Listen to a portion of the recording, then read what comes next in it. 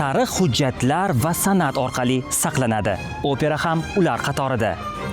Bugun dunyo tarixidagi eng mashhur insonlardan biri Amir Temur nomi bilan bog'liq bo'lgan opera haqida gaplashamiz.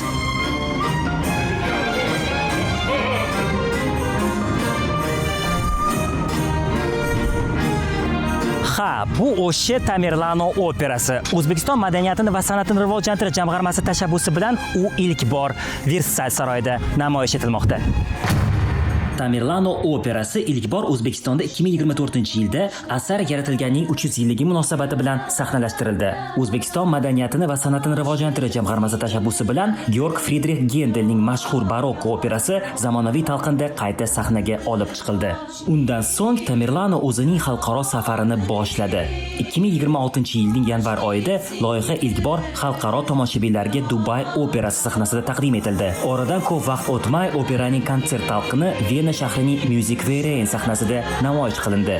Iyun oyida esa opera sahnalashtirilgan spektakl ko'rinishida Mariinskiy teatrida tomoshabinlarga taqdim etildi.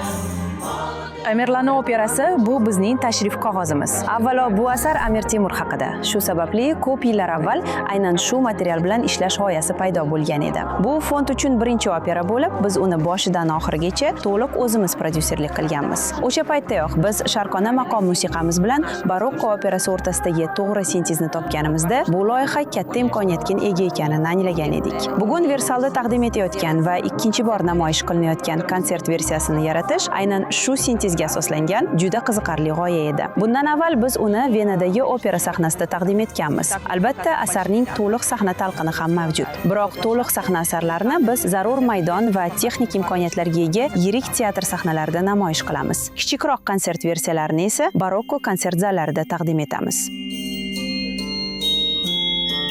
Bugun esa Tamerlano o'zining navbatidagi manzilga Versal qirollik operasi sahnasiga yetib keldi. Oldinlari Fransiya qirollarining qarorgohi bo'lgan bu saroy bugungi kunda dunyo madaniy merosining bir qismidir. Versal saroyi 17-asrda qirol Ludovik XIV davrida bunyod etilgan. U qariyb bir asr davomida Fransiya qirollarining asosiy qarorgohi bo'lib xizmat qilgan. Qirollik operasi esa 3 asrdan buyon dunyoning eng nufuzli musiqiy loyihalariga mezbonlik qilib kelmoqda. Qachondir bu saroyda davlatlar taqdiri hal qilingan. Bugun esa bu yerda O'zbekiston madaniy diplomatiyasi yanada mustahkamlamoqda. Tomoshabinlar bir necha soat davom etadigan konsertni ko'rishadi, ammo uning ortida oylar, ba'zan esa yillar davom etgan tayyorgarlik, shuningdek ko'plab mutaxassislarning mehnati turishini sezishmaydi. Tamerlano turli mamlakatlardan ijodkorlarni birlashtirgan yirik xalqaro loyihadir. Asarning zamonaviy musiqiy konsepsiyasi kompozitor Kirill Richter tomonidan ishlab chiqilgan. Bosh rollarni Janisbek Piyazov, Juan Sancho va Veronika Kanxem ijro etishmoqda. Sahnada ularga dirijor Alibek Abdurahmonov boshchiligidagi O'zbekiston Milliy simfonik orkestri hamda O'zbekiston Respublikasida xizmat ko'rsatgan xor jamoasi jo'r bo'ladi. Versalda ijro etish bu O'zbekiston tarixida ilk bor yuz berayotgan voqea. Men albatta xavotirdaman. Cholg'u asboblari vaqtida kiradimi? Hammasi uyg'un va tartibli eshitiladimi? Umuman bu jarayon qanday kechadi? Doim shu sabab hayajonda yuraman. Avstriyada tomoshabin juda talabchan. Odamlar o'rnidan turib qarsak chalishi bu juda kamdan kam uchraydi. Lekin ular turishdi va qarsak chalishdi. Bunga hatto juda mashhur orkestrlar ham har doim erisha olmaydi. Men buni keyinroq anglab yetdim. Ha, bu opera va uning asosida Gendelning Tamerlano operasi yotadi.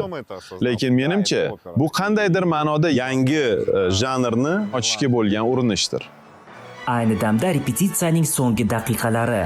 Oradan ko'p o'tmay bu zal tomoshabinlar bilan to'ladi va bir necha oylik mehnat sahnada o'z samarasini ko'rsatadi. Tamerlano operasining markazida murakkab obraz turadi. Bu obrazni sahnada gavdalantirish esa kuchli vokal bilan birga chuqur dramatik talqinni ham talab qiladi.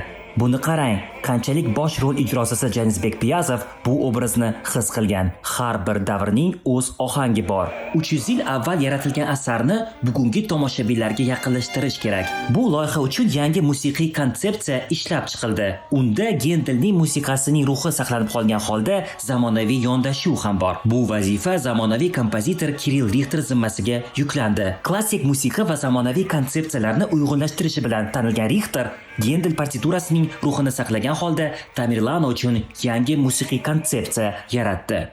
Albatta bu loyihaning boshidanoq ortida Stefano Podaning nihoyatda kuchli jamoasi turardi, shunday rejissyor va g'oya muallifi bilan. Albatta fond vakillari tomonidan ishlab chiqilgan umumiy konsepsiya ham juda muhim edi. Ular didga ega bugungi zamonaviy madaniyat qanday ko'rinishda bo'lishi kerakligini aniq tasavvur qiladigan insonlar. Bunday jarayonda va aynan shu lahzalarda ishtirok etish katta baxt. Go'yoki butun bir mamlakat madaniyati gullab yashnayotgan paytda sen ham kichik bo'lsa-da baribir mazmunli hissangni qo'shayotgan bo'lasan.